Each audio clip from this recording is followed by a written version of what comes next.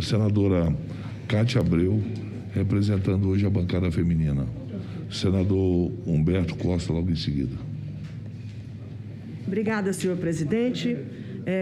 15 minutos, é isso? Eu gostaria de lhe cumprimentar o seu trabalho, brilhantismo, equilíbrio nesta CPI, mais duro quando é necessário e quando percebe que, às vezes, as respostas estão desviando do seu curso normal. É um direito que o presidente e qualquer membro dessa CPI tem. Quero cumprimentar o nosso relator, Renan Calheiros, que faz as perguntas muito precisas e incisivas para que nós obtenhamos resposta, o nosso vice-presidente Randolph. Agradecer a bancada feminina que me deixa, no dia de hoje, participar desta importante audiência, em nome de Simone Tebet. E gostaria, senhor presidente, ousar particularmente a cumprimentar aqui o meu sobrinho Luiz Flávio, que está há 68 dias na UTI, e ontem à noite ele despertou depois de todo esse período em coma, e eu quero saudá-lo, e ele está assistindo, ele não fala, mas ele está assistindo a nossa CPI, e eu quero dizer a ele que tem muita gente na torcida e que eu espero muito que ele possa sobreviver, diferente de outros que infelizmente não puderam. Senhor presidente, eu vou direto aos fatos. Primeiramente, para esclarecer a nossa audiência na TV Senado, que é muito concorrida, que nós estamos aqui nessa CPI com alguns objetivos diversos. Existe o objetivo e o foco da CPI para identificar qual foi a causa, quem foram os responsáveis pela morte de 500 mil pessoas, praticamente. E claro que a CPI também permite a busca de desvio de recurso, de corrupção, aquilo que cada um aqui entender ser mais importante. E eu creio que para a maioria da CPI, dos membros da CPI, o que tem valido mais para cada um deles, na sua maioria, é encontrar os responsáveis e responder ao Brasil e às famílias dos mortos quem foram os responsáveis do governo que permitiram que essa calamidade pudesse acontecer.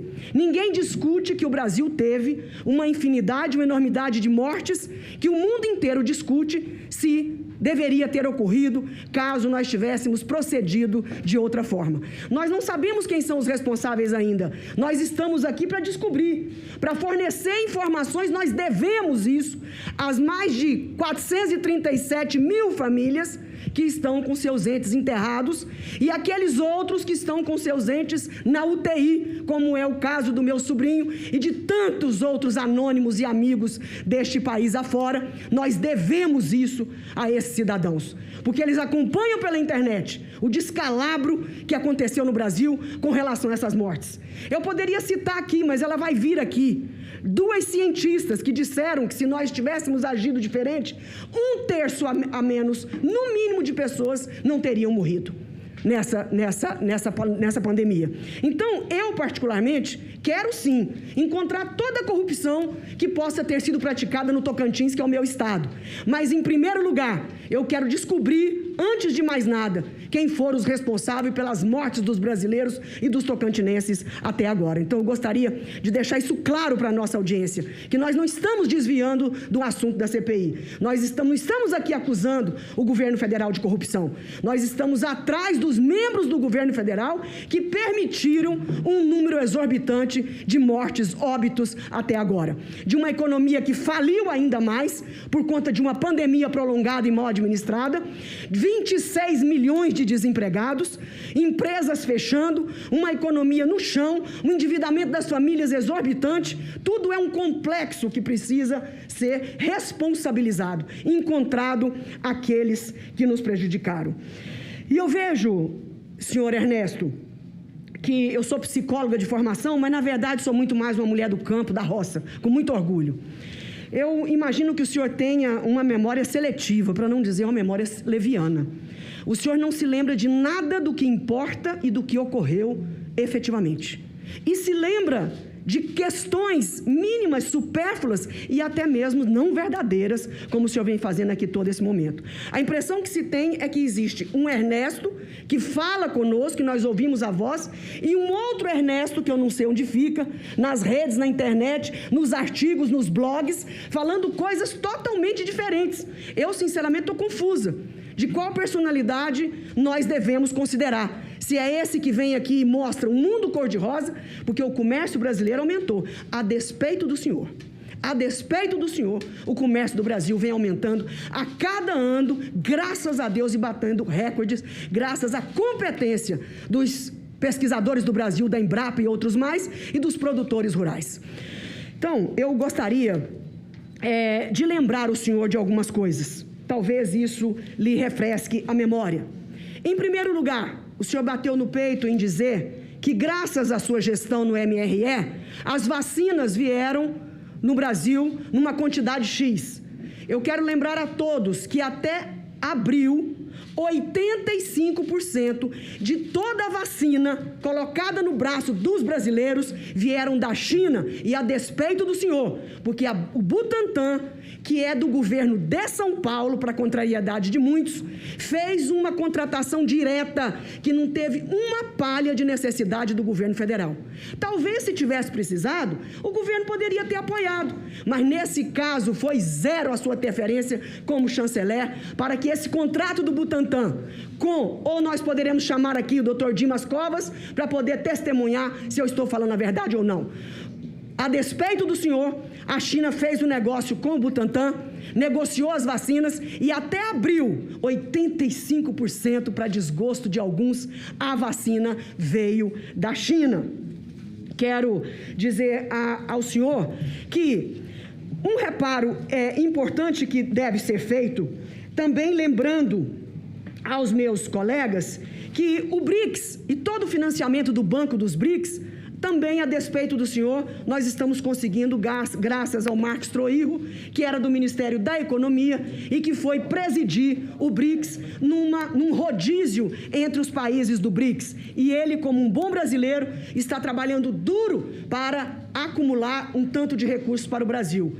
E graças a Vossa Senhoria, nós ficamos devendo os BRICS, o banco, para capitalizar os recursos do Brasil e deixar o nosso presidente Marcos Troirro vulnerável, devendo esse banco, diferentemente dos outros países, porque no orçamento do ano passado deixaram, e era da sua responsabilidade, que é muito importante essa relação internacional e os pagamentos dos nossos compromissos com os organismos internacionais.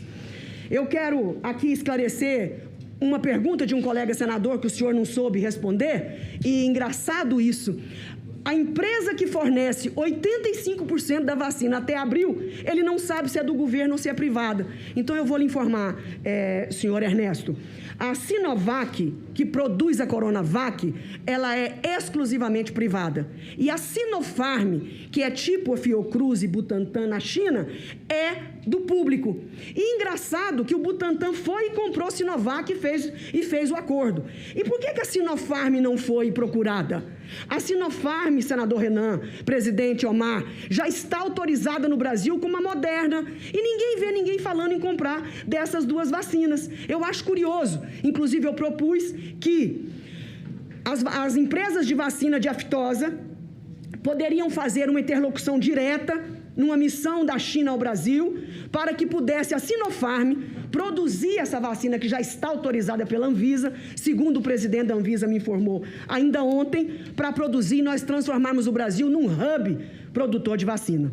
O que mais me deixa curiosa, eu não gostaria de morrer sem ter essa resposta. Não sei se conseguirei. Nós conhecemos febre amarela, varíola, catapora, sarampo, paralisia infantil. Que mais? Quantas milhões de vacinas esse Brasil já fez? Por que a implicância com a vacina da Covid? Eu não consigo compreender. Se fosse uma novidade, não, gente, vamos ter paciência. Ninguém nunca viu vacina. É a primeira vez. O Brasil não é um craque na distribuição de vacinas e aplicação de vacinas. É tudo novo. Não. Não é o caso. O senhor deve ter tomado um monte dessas vacinas, assim como eu, assim como todos que estão aqui. Por que esse preconceito com vacina? Por que a insistência num medicamento que no início muitos gostariam que fosse ótimo? Quem não queria que esse medicamento fosse maravilhoso? Mas ao contrário, infelizmente, esse medicamento, ele foi condenado no sentido de não ser útil. Agora, eu gostaria, senhor presidente, ainda de apontar ao senhor ex-chanceler, ex-Ernesto, que esse relacionamento e essas agressões que ele fez à China, talvez o senhor não esteja lembrando. Nós temos 56 novos frigoríficos que já estão em Pequim, de todo o Brasil, no Tocantins são 3, esperando a habilitação. Sabe o que é que falta para essa habilitação? Diplomacia, empatia, agrado, conversa, diálogo. Não falta um documento. Pode perguntar à ministra Tereza Cristina. E isso dobraria as nossas exportações de carnes para a China, porque os frigoríficos habilitados hoje já estão no top das suas exportações. Então, estamos tendo prejuízo, sim. O que tivemos de aumento para a China foi em função do aumento do consumo chinês, do aumento do consumo asiático e por toda parte do mundo, por conta das políticas que apoiaram esta doença, os auxílios que foram colocados por todo o país. Eu quero lembrar ainda que o senhor está esquecido, porque a sua memória não é boa, uma reunião ministerial que houve no Palácio, aonde foram ditas algumas coisas e foi pedido a abertura dessas falas nessa reunião ministerial. E o ministro Celso de Mello autorizou. E a AGU pediu encarecidamente que um pedaço fosse retirado. Pelo amor de Deus, ou vai dar um problema diplomático seríssimo. E adivinha de quem era esse trecho? De Vossa Senhoria. Aonde o senhor atacava fortemente a China e, portanto, o ministro Celso de Mello, graças a Deus, permitiu a retirada da sua fala, porque só estava fazendo bonito para a família Bolsonaro, mas, na verdade, ia fazer muito mal ao país. E eu gostaria que o senhor tivesse coragem, podia repetir qual foi as palavras que o senhor disse lá, porque nós poderemos pedir pela CPI a quebra desse sigilo e ver quais foram as palavras ditas naquela reunião ministerial. No Fórum Econômico Mundial, o Brasil estava, naquela época, acabando de fechar São Paulo, Butantan e a Coronavac. E o senhor, no Fórum Econômico Mundial, disse que ia fazer o Brasil uma aliança com os Estados Unidos para barrar o tecnototalitarismo em referência à China, num momento crucial que poderia muito ter repercutido e prejudicado essas negociações. Eu gostaria de estar aqui, senhor presidente, para refrescar a memória do ministro, do ex-ministro, do ex-chanceler. No dia 11 de março de 2019, uma segunda-feira, em discurso na aula magna para os alunos do Instituto Rio Branco, afirmou que o Brasil não venderia sua alma para exportar minério de ferro e soja para a China. O então ex-chanceler disse ainda que o Brasil, nos últimos anos, fez uma opção equivocada ao querer se integrar com a América Latina, com a Europa e com os BRICS, em vez de aprofundar as relações com os Estados Unidos. Araújo também questionou se a parceria com a China seria benéfica para o Brasil. De fato, aspas meu senhor, a China passou a ser o grande parceiro comercial do Brasil. E, coincidência ou não, tem sido um período de estagnação do Brasil. O senhor criticou a nossa proximidade com a China, com a Europa, com os BRICS e com os países da América Latina. O senhor, de fato, é um homem muito ousado, muito corajoso. Em algum momento, o senhor se lembrou que estava lançando ao mar todo o trabalho de anos da diplomacia brasileira?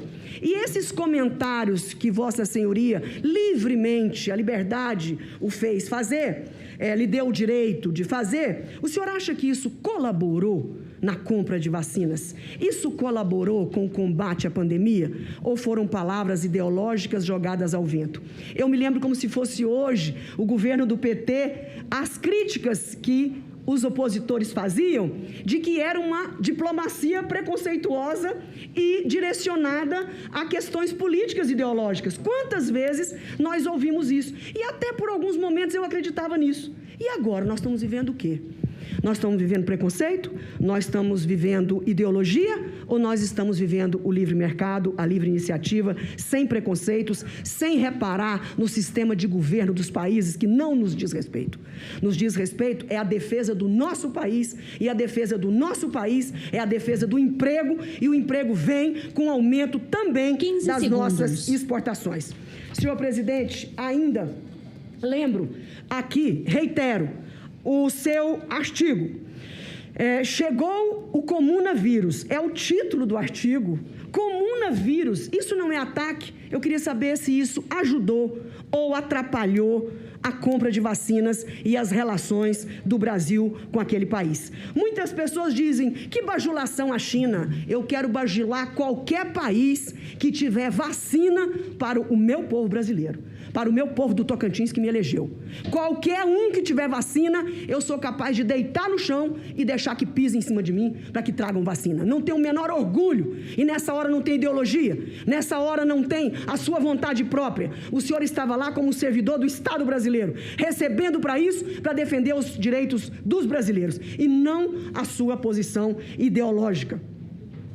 O senhor disse no seu artigo, o globalismo é um novo caminho do comunismo. Aliás, foi o senhor que inventou isso. Esse globalismo ainda não está muito bem na cabeça de muita gente. O vírus aparece, de fato, como imensa oportunidade para acelerar o projeto globalista. Queria que o senhor explicasse o que é isso. Esse já se vinha executando por meio do climatismo ou alarmismo climático. Ele agora há pouco disse para nós aqui, para todos, que ele, durante a sua gestão, se preocupou demais com o meio ambiente. Isso aqui é preocupar com o meio ambiente? Isso aqui contribuiu de alguma forma com as relações do Brasil com o mundo? E os ataques que Vossa Senhoria fez pessoalmente aos atacantes do Capitólio americano? O senhor minimizou a ação daqueles vândalos ao invés de se solidarizar com o governo americano. O senhor não era parceiro do governo americano, vocês eram parceiro do Trump. A hora que substituiu, o senhor não entendeu, como bom aluno do Rio Branco que deveria ser, que nós não somos amigos de presidentes, nós somos amigos das nações, nós somos amigos dos países, que são muito maiores do que nós. O senhor ainda apoiou o ataque ao presidente Tedros Adhanom, diretor-geral da OMS, que, por incrível que pareça, nós estamos muito em mãos dessa criatura, que aglutina todo um consórcio com Vaccin para vacinar os países pobres e países em desenvolvimento. É muito triste. Justamente a China tão atacada, Tedros Adhanom tão atacado, o governo Biden tão atacado. Hoje nós estamos nas mãos dessas pessoas que o senhor apoiou e ajudou a atacar com tanta força na porta, humilhando e pedindo vacinas, porque eu não me importo de humilhar. Agora o senhor deveria ter desculpas ao país. O senhor deve desculpas ao país. O senhor é um negacionista compulsivo, omisso.